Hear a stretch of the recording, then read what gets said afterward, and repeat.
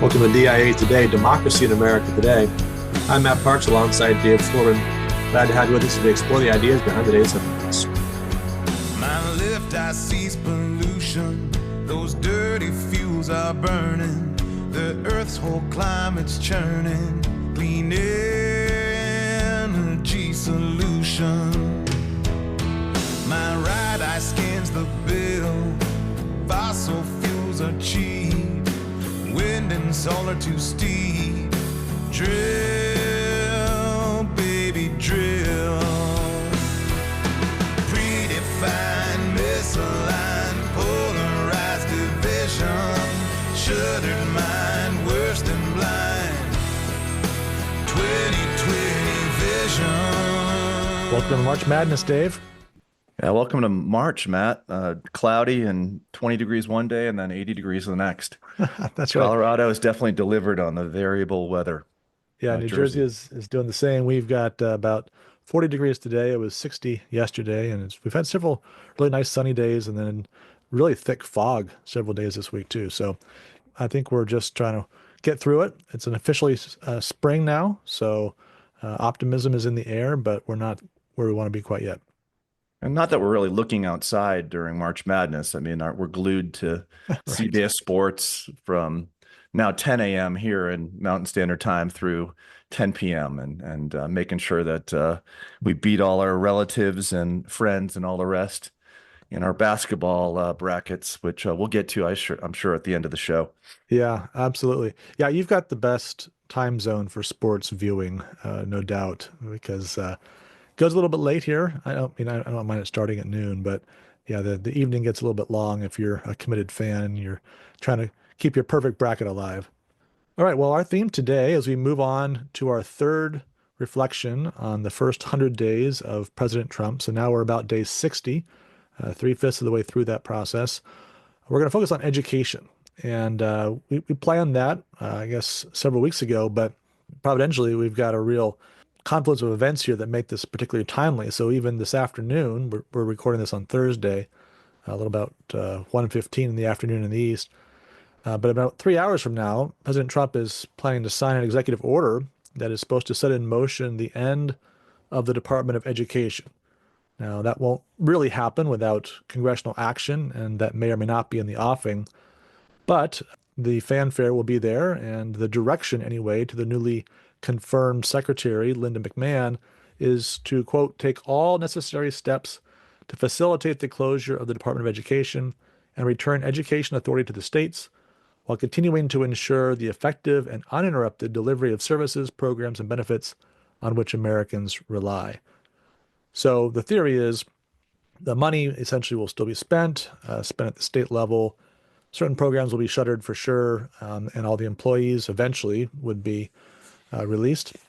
About a third of the workforce is to be put on administrative leave tomorrow.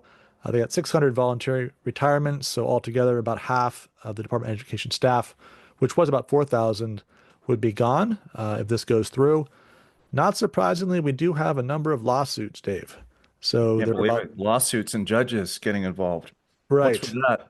I know. So there's 21 states, blue states, who are suing to try to keep those employees on the job, and obviously various claims that the firing of that many people defeats the purposes of Congress and undermines the spending of the money and the programs that are supposed to be ongoing through this process.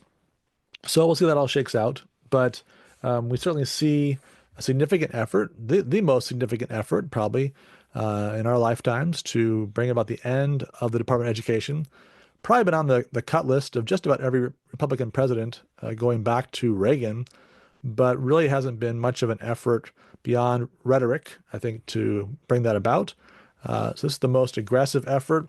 Again, we'll see what comes of potential congressional action down the road, but at least on the executive side, President Trump seems determined to get the ball rolling. In WWE vernacular, a smackdown. It's a smackdown, right? Very good. Yeah, who you want to bring in to end the Department of Education other than a WWE aficionado? So, well, I think oftentimes, Matt, with issues like this, we're going to see a lot of headlines, and And not to be glib about it, because you're talking about people who have jobs, and to lose your job is not something that anyone enjoys. So 4,000 people who didn't have a job tomorrow that had one today, that's not good. And at some level, at a personal level, perhaps, however, some of them can go back in the classroom and do what education's about, which is what is done in the classroom. So as fellow educators, we're all for a good education. I think, however, sometimes with these issues, it's good to take a look at the macro level picture of the department. So what does it mean to close down the U.S. Department of Education? And in the current fiscal year, the Department of Education's budget, discretionary budget, is $82 billion. And that's part of about $270 billion that it spends each year. That $270 billion represents about 4% of the overall federal spending of $6.8 trillion. A couple points to bring to the fore here. Since 1980, a year after the department was created, the Department of Education spending has increased 372%, while overall spending on education has increased about 190. So the increase in the Department of Education spending has been more than double of what we spent on education. And of course, its share of the federal budget has grown as well, from 1.5 when it originally started to now 4% of the federal budget. A great percentage of that $268 billion goes to federal financial aid programs, so securing loans for students who are going to college. Right. And another large portion of it goes to programs for students, children with disabilities. Now, my son Patrick has Down syndrome, so the cost of educating Patrick was something like 50 or 60,000 per year, as opposed to 10 or 12. So it offsets that expense for students and local school districts across the country. But when you talk about what really could be cut out of this budget and then kind of employed in a different way, in a different manner, you're not talking trillions of dollars. You're probably talking about Right. $80 billion that could be repurposed for something different. And when you do the math, that works out for 50 million students across the country to about $1,600 per student, which is that's a lot of money for a homeschool student or a parent who sends their child to private school or parochial school. Sure. So it's not that it's nothing. And there's a really kind of interesting question: what could we do with that $80 billion? But at the end of the day, I don't get the sense from what I've read that all of a sudden federal student loan programs are going to go away tomorrow, and or that programs for students with disabilities are going to go away tomorrow. Those will be there. They'll probably be administered in a different way and probably by a different agency or department within the federal government. But my issue with education, from the first moment I got involved in it, both as a teacher and a legislator some 30 years ago, was that we always talk about money. We always talk about jobs. We rarely talk about the end of education. What are you trying to do when you're trying to educate? And we've had some shows, Matt, where we've talked about education. We talked about Tocqueville's idea of education. We spent a lot of time in our last season working through Aristotle's Politics, where Aristotle highlights at the end of the Politics just how essential education is to a well-functioning community or polis. So I think it'd be helpful here to not only get that macro level sense of what's going on here, but then really to bring the conversation back to the purpose of education. So thinking back to last season, Matt, what does Aristotle tell us is the purpose of education? Ultimately, education serves the city, and the city comes together for living well. And so there's a common purpose that the city is aiming toward, sort of under that overall vision, right? Each regime has a principle that the regime is organized around.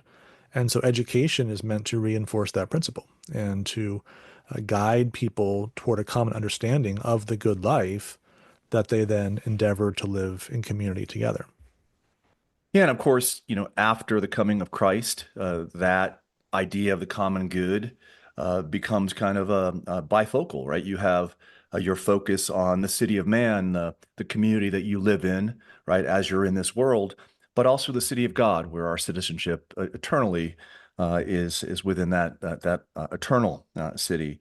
So that becomes part of the question as well. And really, when you look at the dynamics of the purpose of education from the time of Christ to now, you see that begins to play a part in educational models as well. That's a huge part of our discussion today, I think, because obviously we have the public school system and we have alternatives to that. For many, many years, of course, Roman Catholics sent their children to their own schools, and then Protestants kind of got involved in that. At certain points, of course, there were private schools that were secular orientation as well, the great prep schools of the Northeast, for example. And then, of course, in more recent years, you've had the homeschooling movement. And so, you've got a number of people that are saying, in essence, that whatever the common way of life that the public schools are promoting is, and we could talk about what that is, that's not for us. And so we want something different. And we believe that our religious education or other key elements of education aren't going to happen through that public school system. And I think that's, a natural result from the separation of church and state, not in like the crass way, but in the ultimate sense that in the ancient world, every city had its gods, and that was a unified community around that way of living. And Aristotle says, there's only one end for a city, and that's just not true in a Christian influenced world. Right? We understand that there's different views of the best life that are incompatible with each other. And the city doesn't embody that. The city doesn't really try to embody that in the modern city. And so when the city does take sides on key questions, when the city does present certain things as ultimate, and we saw in some of the post-COVID reaction against what's happening in the public classrooms, when they find out, well, actually, there's a real deep teaching going on there. It's not what I like. All of a sudden, people raise questions about that, and they see, okay, there are some real ultimate questions that are being answered in ways that we're concerned about in public schools. And so the alternative schooling system has burgeoned since then, in part because people looked under the hood and they were able to see that what's happening there is not some kind of neutral, let's try to shape people for useful service in broad terms, but actually laying down some markers about what's right and wrong in ways that people say, I don't think that's actually what's right and wrong. Yeah, that's the irony, right? That as you move more into the modern world, in a sense, you're trying to kind of just focus on the things that are. And the claim that you make is, oh, well, all we really care about is the things that are. But even Right. that is a worldview where you limit yourself to the things that are, and the things that are become a religion unto themselves. Yeah. And we've seen this transformation over time. And for many of us, that religion that limits us to simply the world of the immanent and not the transcendent is a worldview that is limited and can be vulgar. And here I think that Aristotle's words are very strong on this front.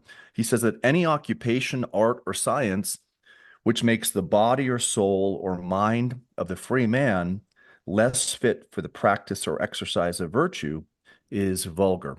And you could say the converse of that is that any occupation, art, or science which does the reverse is something that we ought to embrace.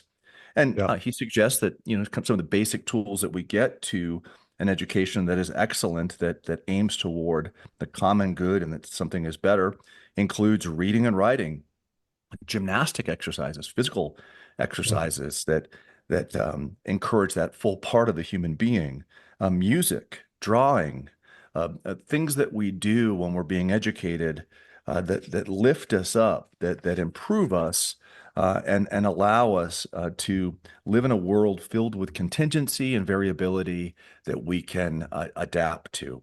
And here he's very interestingly says, because probably the most celebrated model of education in the 100 years previous to when he was writing was the Spartan education, which was very, very stern and strict, and he calls brutal. And yet the Spartans, with this brutalized universal system of education that was militaristic, even they have their fall.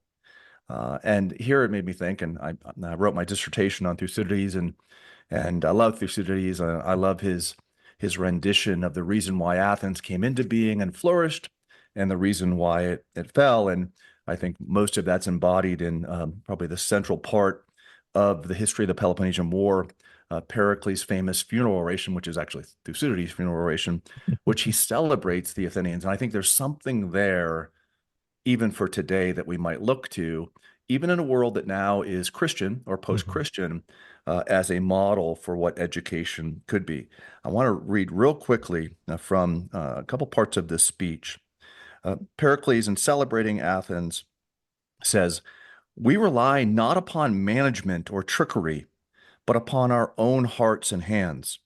And in the matter of education, whereas they, the Spartans, from early youth, are always undergoing laborious exercises which are to make them brave, we live at ease, and yet are equally ready to face perils which they face. Our courage is gained by habit and not enforced by law. We are lovers of the beautiful in our tastes, and our strength lies, in our opinion, not in deliberation and discussion," but I love this, "but that knowledge which is gained by discussion preparatory to action. For we have a peculiar power of thinking before we act, and acting too, whereas other men are courageous from ignorance, but hesitate upon reflection." That integrated Athenian who thinks and acts. And that's kind of what we're hoping for. I think most of us are hoping, as we have young children, right, that they're going to be able to think before they act, right, and act well based upon thought. This was the school of Hellas, according to Thucydides, and I think a really great example for us, and one that we have to, of course, modify and accommodate for the contemporary world that we live in, but one that isn't lost upon us as human beings who aim toward flourishing. So let me ask you this question, Matt. Do you think, when we're talking about the purpose of education and the common good, that the current American educational model is Spartan, Athenian, or something else? I'm going to say it's Fordian, as in Henry Ford, right? Because the business of education is business. And I think, that kind of Spartan militaristic quality is not something that we certainly are cultivating and by and large today. I think the Athenian model is one that fits very nicely with the American tradition, preparation for action, a kind of patriotism that ties around a love of a regime that's good. This is American education, I think, at its best. There's a translation, obviously, between Athens and the United States, but a lot of that, I think, is very familiar to how the founders would have thought about education, how Lincoln would have thought about education. You want people that see the good of their regime. They want to defend that regime. They don't have to be beaten into submission to do that. They love it, and therefore they want to replicate it among themselves, and they want to defend it in a dangerous world.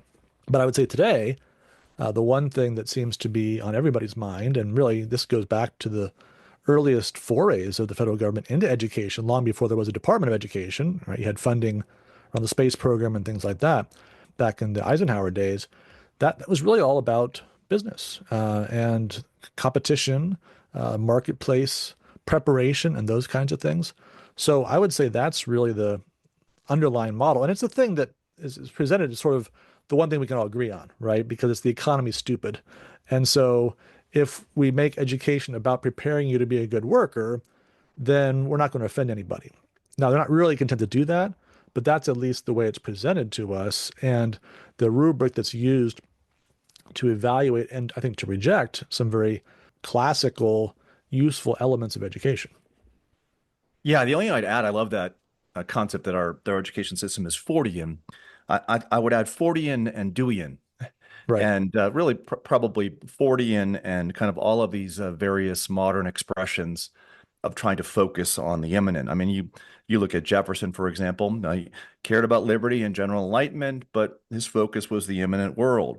Horace Mann wanted free, non-sectarian education. Catherine the Great in Russia, once again, reason is great, secularism even better. Bismarck, unity, utility, and obedience to the German state, the Prussian state. Even Disraeli in Great Britain, quality of life, equality, and then you get to Dewey with his great emphasis on progressivism. Most of these modern educational models are bent exactly to what you said, to utility and agreeing to disagree agreeably on the most important things that we care about, to the point where we don't even talk about them anymore. They don't even become part of our education. And as you mentioned earlier, Matt, we care about them because they're central to our being, right? God has written eternity upon our hearts. He's made us as human beings in his image, aware of the most important things. Yes, we definitely want to put food on the table and we want to have employment to be able to do that, but we care about so much more.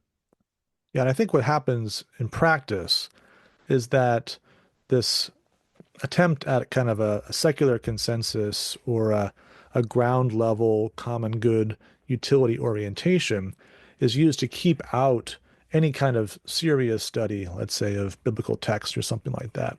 But then you smuggle in, or maybe not so much smuggle in, you bring in your DEI, you bring in your progressive pieties. And so there really are ultimate teachings that are emerging and that really aren't challenged by and large, or at least haven't been challenged by and large, in the classroom. And so there's kind of this quasi orientation toward keeping those things out of conversation, but really only applied against those who would come at it from a conservative Christian perspective, rather than those that are talking in progressive terms. At the end of the day, I think this hurts everyone, whether you're Christian, non-Christian, conservative, non-conservative, et cetera, because what you have at the end of the day is a school and community culture that's vulgarized by trying to sanitize the whole discussion of what is best and what is good. Right. So you often hear this. It's very easy to write an essay or a book about what's wrong. Well, what do you propose? What would you Right. suggest is better? And often books end with a short chapter at the end saying, well, you might want to think about X, Y, and Z. Right. So let's try to get around that, Matt. And if we were to propose educational reform, I would say that there are at least 4 areas that I would work upon. Number 1 would be how schools are governed. Mm-hmm. Number 2 would be the principles by which we educate students. 3, the methods that we use. Yep. And then 4th, I think school and community culture, which I think I'd like to focus on for today. And what would it look like to identify some problems that are out there with school and community culture? What might a corrective look like, and how would you operationalize that corrective? So I think I can identify, Matt, at least 3 problems with school and community culture. And then I want to put forth a corrective and then get your opinion on, is that corrective good and could it be operationalized? So the first problem, I think, with school and community culture, and it goes back to something we're saying here with the difference between Aristotle and the ancient world and the modern world, is that oftentimes in education today, it lacks paideia, right? The teaching of a way of life. And much of it is focused on self-advancement. So we have a public system that's broad, but at the end of the day, all of our interest is kind of on the self-advancement of our own children, which I get it. Like, I want Jack and Eliza, like Catherine, Patrick, and Alex, whose birthday it is today, by the way, happy birthday, Alex, to do well. But is that all that education is about? Making sure that my 5 children have self-advancement. And I think this leads, Matt, to a system that lacks an emphasis on developing virtue, lacks an emphasis on developing a well-rounded individual, and often puts its predominant focus on metrics like college acceptance or a high GPA or high outward focused parental expectations. You love to go to the country club and say, guess where Johnny got into college, right? And I get it, but if that's what success is, then we're not going to have that broader vision and an idea of individual and community flourishing. So I would suggest that our schools ought to consider what it means, not only for an individual to do well, but for them to work in a collaborative enterprise where they're not merely competitors with one another, but they're building up communities, right? They're building up the place that they're in. They're not looking to escape to Harvard. they're looking to help out Tyler, Texas, or you name the town across the country. What do you think of that, Matt? I mean, I think that would be an incredible place to be part of. I mean, I think I was a part of that in our school in New Hampshire. There was certainly everyone had their ambitions and they were off to this school or that school or this work job or situation, whatever that might be. But there was a real sense of, yeah, we're in this thing together. We're building something here. It was very, very small. And so maybe that comes more naturally in a smaller setting. But you have a sense of there's something that this institution stands for, and we want to reflect that. We want to promote that. You have a sense of I've got to carry that culture forward. I've got to be a preserver of that culture. And as new students come in, I want to pass that culture along. I mean, I think about our experience at King's as well, right? There was certain ideas that we wanted to shape that community.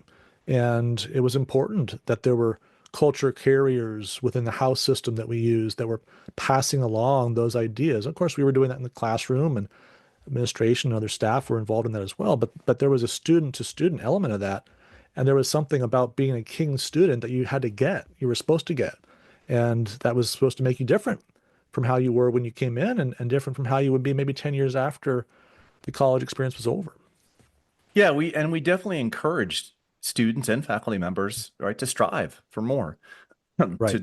to think at the highest level, to get into law schools and medical schools, or not go to school at all, but to make a difference for their communities.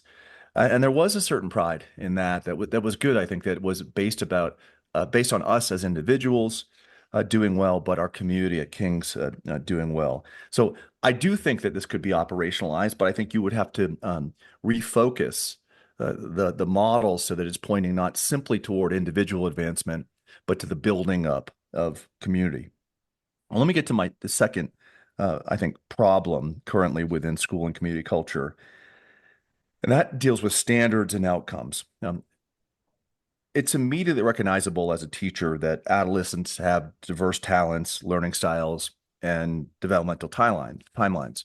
But right now, what we do is we try to place this cookie cutter, uniform academic expectation upon all, and some people just don't fit in to that system. And I think particularly, I read a couple articles today. I mean, these articles are out there all the time, maybe weekly now, about how boys are really suffering within the current educational system because they don't fit this cookie cutter universal model that should apply to everyone, but can't apply to everyone because we have this diversity among our skill set. Yeah. So what if you had an approach in which instead of like focusing on grades, like you're 7, you ought to be able to do A, B, C, D, E, and you had forms, which used to be a method that they used, like you'd get through the first form of education, and then you go to the second form. And the idea is not based upon social advancement and pushing kids through grades and allowing them to get high school diplomas and college degrees that are really worthless because they've just been pushed through a model that's simple, but one that really focuses upon how can they advance steadily given where their current talents are in a way that they may not all end up at the same place, but they've been improved by the system. And this goes back to that first problem where if all we care about is what others think about our son or daughter, then we're going to get into high school diploma, college degree, when really they don't mean much. Yeah, I was just thinking about that. That's the big challenge here, isn't it? That if your child is in a form that doesn't correspond with what would be the standard grade level, well, they're ahead of that. Whoa, that's something to boast about. They're behind that. Ooh, that's something to be embarrassed about.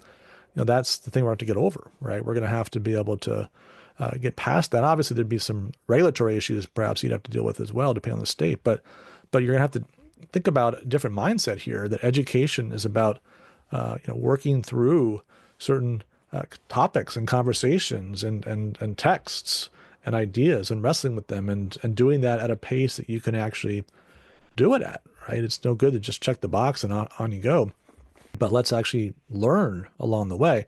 But we'll have to have some patience and we'll have to have some flexibility and we'll have to have some humility probably when it comes to students and parents and teachers as they work through something like that for that to be a realistic model. I think, it'd be great for people to embrace a notion of education that was rooted in education rather than the other things that you hope the education will bring you or the boasts that it will allow you to make or et cetera.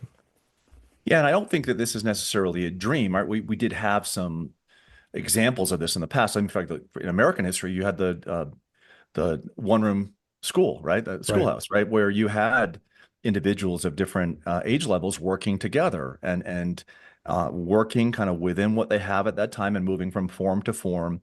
But you're right. I think that if this is to be operationalized, more than anything, it's going to require the virtue of humility, and actually realizing what a thing is rather than just thinking that it is because you get a credential for it.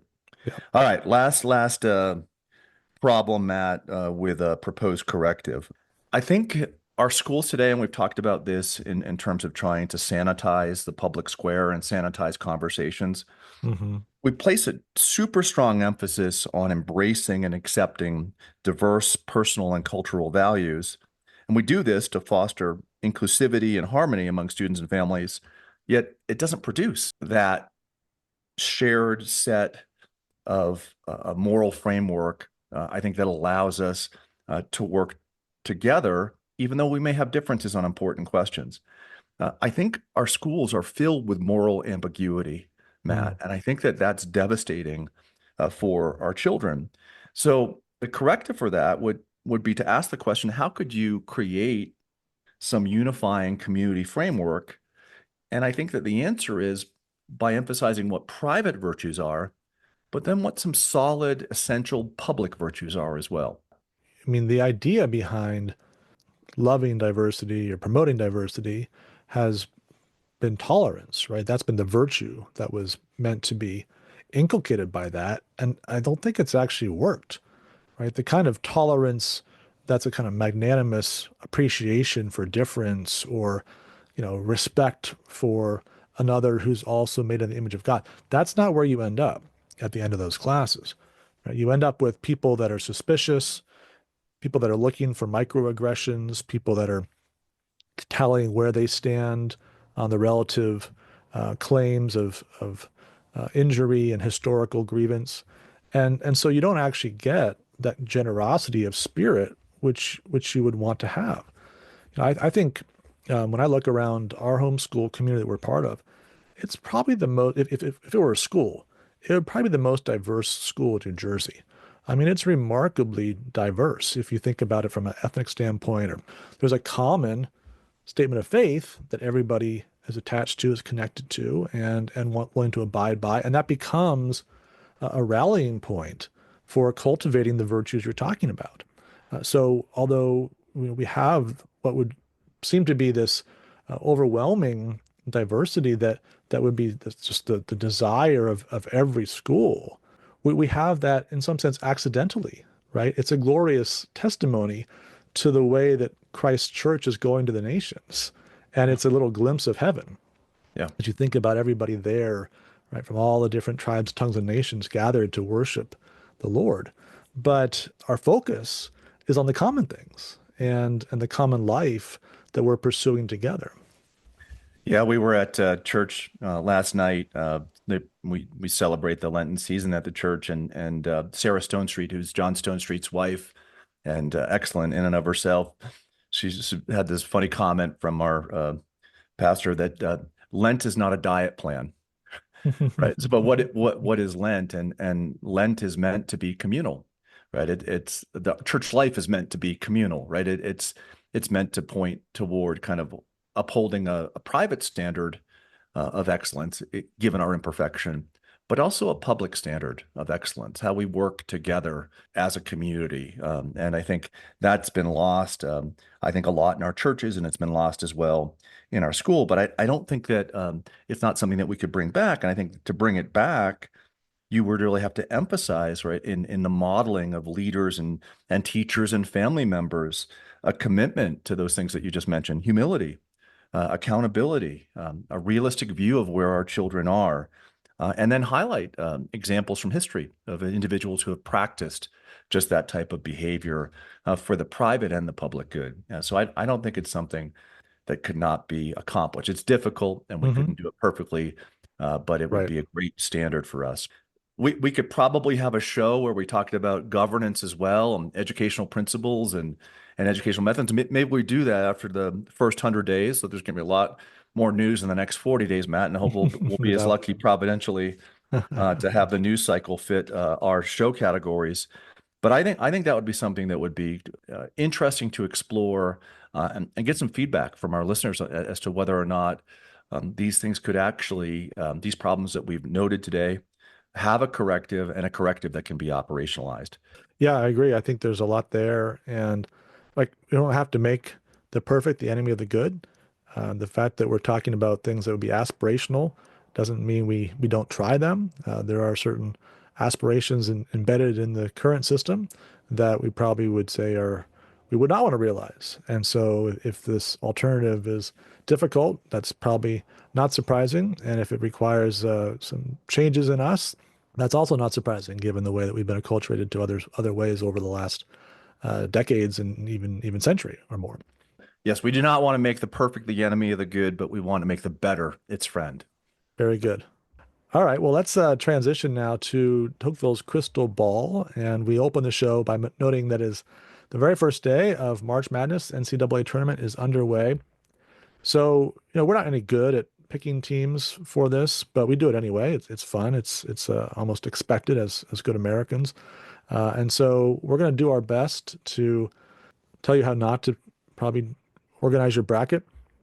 I want to get your final four, Dave, and then Cinderella teams, and we'll see how we match up and what our hopes look like for the next few weeks.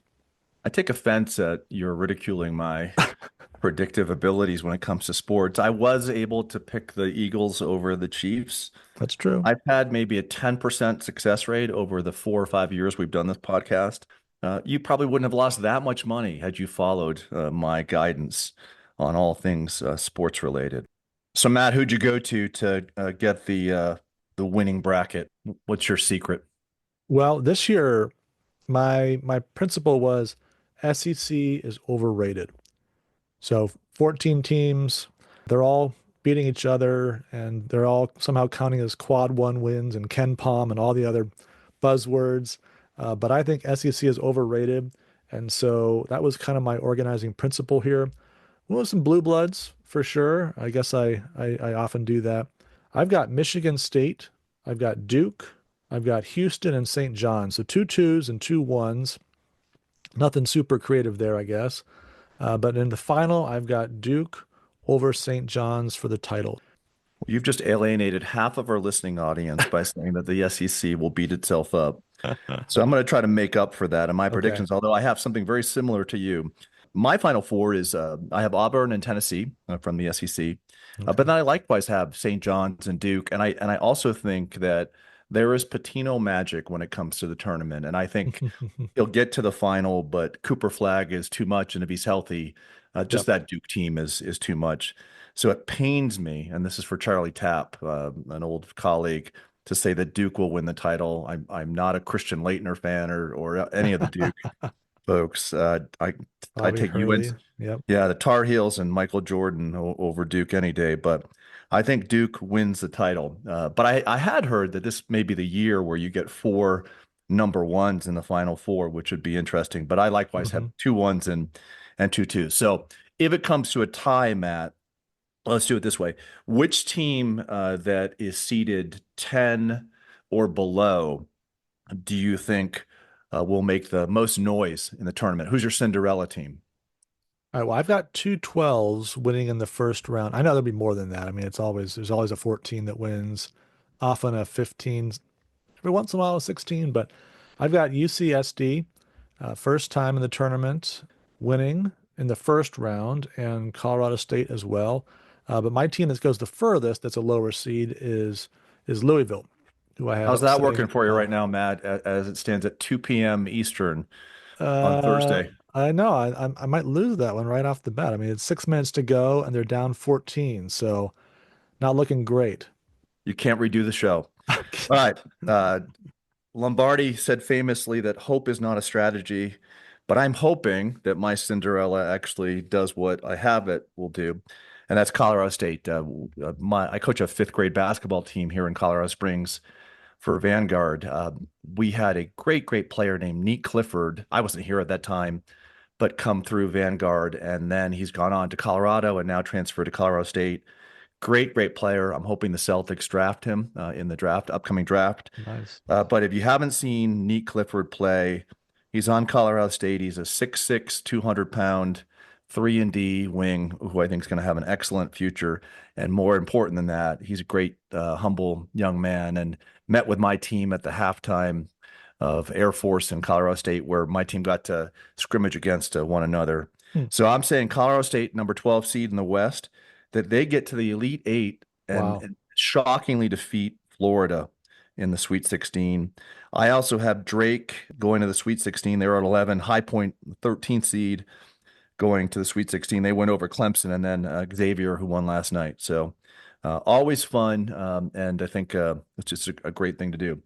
We never really end on a serious note, but I'm thinking about this, Matt. When we talk about community, and you mentioned Kings earlier, I think maybe in the future we need to have a show where we bring King's faculty and King's students back into the fold, see where they are, and see what's happened over the years with their King's education, what happened from it, and are they being contributors to their community now? What do you think about that? But we could call it maybe all the King's men and women.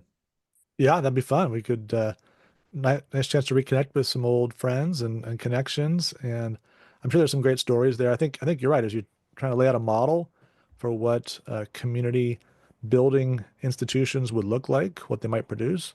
Let's test it out, right? Let's see what's actually there, the fruit of those labors over many years. Call to action. So if you're a former King's faculty or student, get a hold of us, or we'll soon be getting a hold of you to get you on this show, All the King's Men and Women, the next season of Democracy in America Today. And you can reach us at democracyinamerica@gmail.com. So we'd be glad to have you reach out to us that way. If you've got other ways of contacting us, glad to have you reach us that way too. Well, as always, it's great, Dave. Enjoyed the conversation. And 20 more days, we'll be checking in again on the first 100 days of the Trump presidency. No doubt a lot between now and then. So we'll keep our eyes on the headlines and thinking about the ideas beneath them. 2020 vision.